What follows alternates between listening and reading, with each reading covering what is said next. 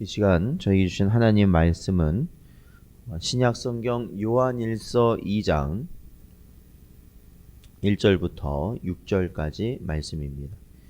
신약 성경 요한일서 2장 1절부터 6절까지 말씀입니다.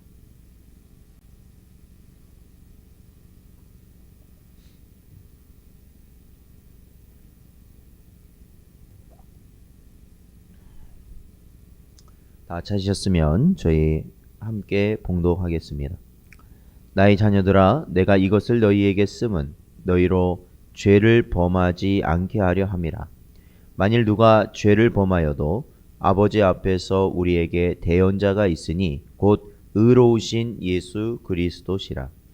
그는 우리 죄를 위한 화목 제물이니 우리만 위할 뿐 아니요 온 세상의 죄를 위하심이라.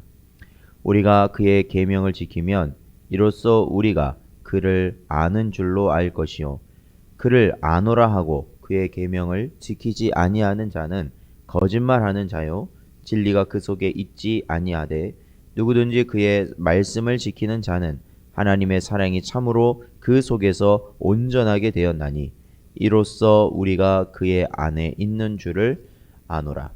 그의 안에 산다고 하는 자는 그가 행하시는 대로 자기도 행할지니라.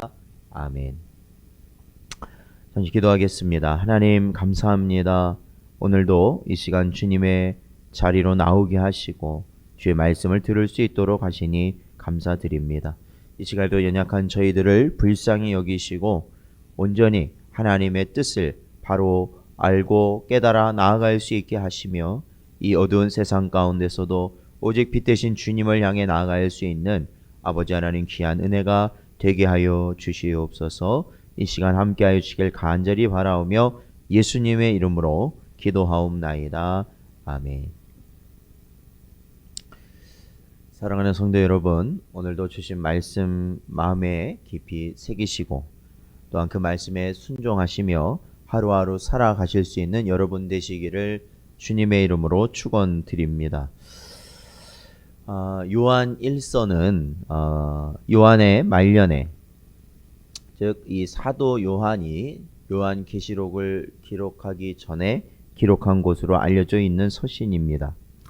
특히 이 서신을 보면 여러 내용 중에서 특히 이 야고보서와 비슷한 그러한 느낌을 받게 됩니다. 왜냐하면 이 바른 진리를 믿음과 동시에 그것을 실천하는, 즉 그리스도의 사랑으로 서로를 대하는 것이 참 믿음을 가진 자라고 하나님의 자녀가 된 자라고 강조하고 있기 때문입니다.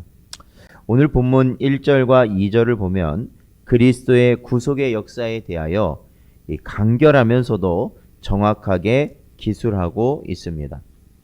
즉 당시에 이단들의 가르침은, 그 당시에 이 초대 교회, 그러니까 이제 요한의 말년이면은 예수님이 승천하시고도 한 40-50년이 흐른 이후지만 초대 교회 당시에 많은 이단들이 예수님에 대하여서 잘못된 가르침을 교인들에게 전하고 그렇게 하고 있었기 때문에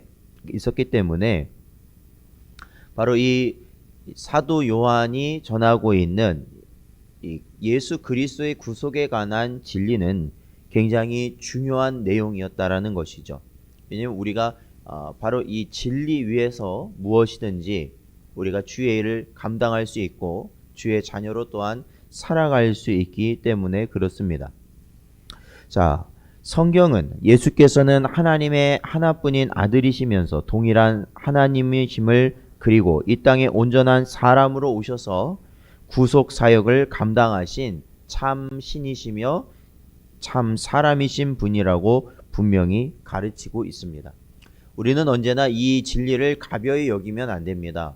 이것을 그냥 흘려 넘어가서는 안 됩니다. 왜냐하면 이 중에 한 가지라도, 즉 예수님께서 사람은 아니시고 하나님이시다, 아니면 하나님은 아니시고 사람이시다, 이러한 한쪽에 치우치는 그러한, 어떻게 보면 되게 사소한 것 같지만 그 결과는 온전한 구원을 이룰 수 없다라는 것입니다. 그리고 그러한 잘못된 진리를 믿는다는 것은 나의 구원 역시도 상실되었다라는 것이죠. 이 분명한 진리 가운데 늘 살아가시는 여러분 되시길 주님의 이름으로 축원드립니다. 그리고 요한은 계속해서 이 진리를 참되게 안다는 것, 그렇죠? 요한은 이것을 단순히 지식적으로 아는 것에 머무르지 않고 이것을 참되게 안다면, 이 진리가 정말로 우리에게 참되게 깨달아졌다면은 주님의 계명을 지키는 자, 그리고 주님의 계명을 지킴으로 인하여서 거짓으로 믿음 있는 척 하는 자가 아니라는 것을 증명하는 것이다 라고 가르치고 있습니다. 이 오늘 본문 말씀 3절에 보면 우리가 그의 계명을 지키면 이로써 우리가 그를 아는 줄로 알 것이다. 주님의 계명, 예수님의 계명을 우리가 지킬 때 바로 그때에야 우리가 예수님을 온전히 믿고 따르고 그 구속의 은혜를 입은 자로 알 수 있다라고 요한은 말하고 있어요. 자, 4절에 보면요. 그를 아노라 하고 그의 계명을 지키지 아니하는 자는 거짓말하는 자요 진리가 그 속에 있지 아니하되 그렇습니다. 그러니까 우리가 예수님을 믿는다고 하면서도, 우리가 구원을 받았다고 하면서도, 우리 안에 성령이 거하신다고 하면서도 결국에는 예수님의 계명을 우리가 예수님의 계명 안에 있지 아니하면, 예수님의 계명에 순종하는 삶 가운데 있지 않는다면 우리에게 있어서 예수님과 나는 아무런 상관없는 그러한 존재가 된다라는 것입니다. 그렇다면 예수님께서 우리에게 말씀하신 계명은 무엇인가? 요한복음 13장 34절에 보면 새 계명을 너희에게 주노니 서로 사랑하라. 내가 너희를 사랑한 것 같이 너희도 서로 사랑하라 말씀하셨습니다. 즉 예수님께서는 제자들에게 바로 율법의 완성이며 근본적 정체이며 그리스도께서 온전히 이루신 바로 그 사랑을 가르치셨다라는 것입니다. 이 바른 진리라는 것, 그렇습니다. 이 바른 진리, 이 하나님께서 우리에게 주신 바른 진리라는 것은 헛된 말과 어떠한 논쟁을 통해서 돌출되는 것이 아닙니다. 그러니까 우리가 이 땅의 것을 보면 이 땅의 많은 일들이 서로 생각이 다르고 가지고 있는 그런 지식도 다르고 그러다 보니까 서로 많은 어떻습니까? 이 논쟁이라는 걸 통해서 어떠한 합당한 결과를 도출해내는 그러한 상황이 대부분입니다. 세상에서는 그래요. 그러나 하나님의 진리라는 건 그렇습니다.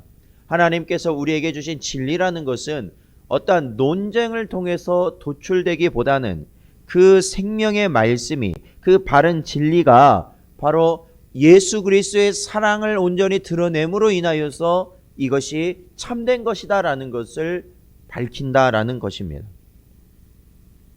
바른 진리는 헛된 말과 논쟁에서 오는 것이 아닙니다, 여러분. 그리고 오로지 그리스도의 십자가를 붙든 사랑 안에서 온전히 이루어지는 것이다 라는 겁니다. 그러므로 사랑하는 성도 여러분, 오늘날 이 마지막 때를 살아가는 우리에게 있어서 항상 깨어 있어 감당해야 될 것은 바로 우리가 참 복음 안에 있는가를 살피고 특히 그 진리 가운데 참 사랑을 이루어 가는가 라는 것을 우리는 살펴봐야 된다라는 것입니다. 여러분, 우리가 간혹 착각하는 것은 무엇이냐면 언제나 이 사랑 안에서 무엇이든지 이루어져야 된다라는 겁니다. 여러분, 하나님께서 우리에게 허락하신 이 복음의 진리는 우리가 누군가에게 가르칠 수 있는 것은 아닙니다. 사실 가르친다, 우리가 가르치고 배운다고 말하지만 사실은 우리는 전하는 자에 불과합니다. 하나님의 말씀을 전하는 자에 불과합니다. 그리고 전해진 그 말씀을 그가 성령 안에서 받을 때, 즉 성령 하나님의 효과적인 부르심, 유효한 부르심 가운데 그가 응답함으로 인하여서 그가 하나님께 나오는 자, 성도로서 나올 수 있는 것이지, 우리가 어떠한 가르침, 우리의 가르침을 통해서 저들이 변화되는 것은 아니라는 겁니다. 그렇기 때문에 우리는 때를 얻든지 못 얻든지 전해야 되는 것이고, 하나님께서는 그 전하심을 도구로 삼아서 결국 하나님의 택한 자를 주님의 자리로 불러주시는 은혜를 내려주시는 것이죠. 그러니까 여러분, 우리가 누군가에게 가르친다라고 여러분이 생각하지 마십시오. 언제나 이 모든 복음의 역사는 참된 사랑 안에서 이루어진다라는 것을 꼭 깨닫고 살아가시기를 바랍니다. 고린도후서 7장 10절 말씀을 보면 하나님의 뜻대로 하는 근심은 후회할 것이 없는 구원에 이르게 하는 회개를 이루는 것이요 세상 근심은 사망을 이루는 것이니라 말씀하고 있습니다. 오늘날 우리의 삶 가운데 가장 많이 있는 것 중에 하나가 뭐겠습니까? 바로 근심입니다. 염려입니다. 걱정입니다. 어떻게 할까? 어떻게 될까? 우리는 항상 이런 두려움 가운데 살아가고 있습니다. 그러나 여러분, 그 근심이라는 것이 어떤 연유에서 우리에게 주어진 것입니까? 혹여나 세상적인 것에 없어질 것으로 인한 근심은 아닙니까? 염려는 아닙니까? 그렇다면 여러분, 그러한 근심은 오직 예수 그리스도 안에서 아버지께 맡기고 접어두십시오. 그러한 근심은 우리를 멸망으로 인도할 근심입니다.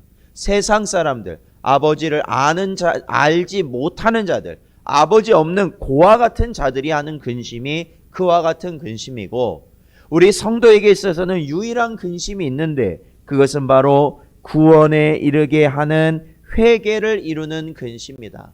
날마다 우리가 예수 그리스도의 사랑 안에서 살아가고 있는가? 우리의 생각이 예수 그리스도의 사랑 안에서 하고 있는가? 우리의 말이 그리스도의 사랑 안에서 전해지고 있는가? 우리의 행동이 그리스도의 사랑 안에서 이루어지고 있는가를 우리는 항상 살피고 회개해야 된다는 것입니다.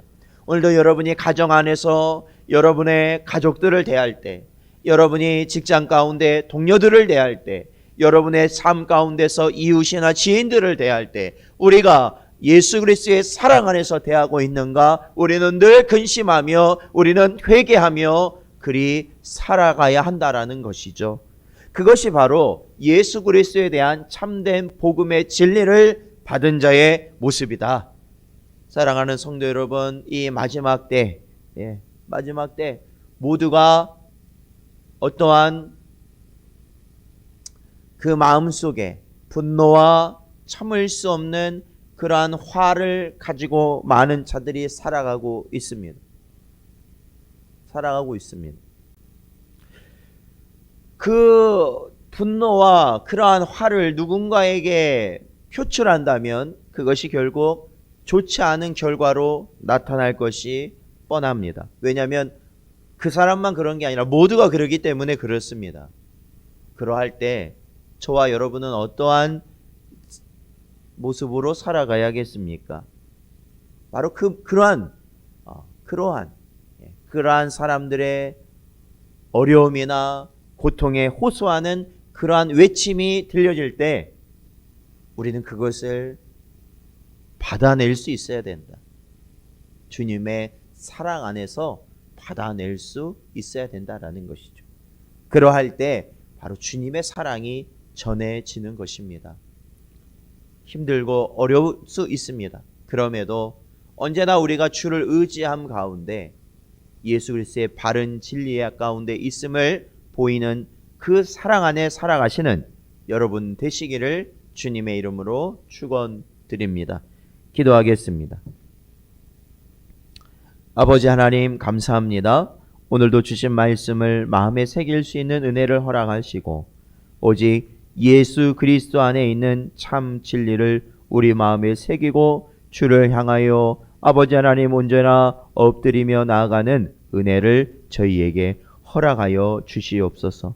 부족하고 연약한 저희들을 불쌍히 여기시고 오직 하나님께서 원하시는 그 길을 날마다 나아가는 저희 모두가 되게 하여 주시옵소서.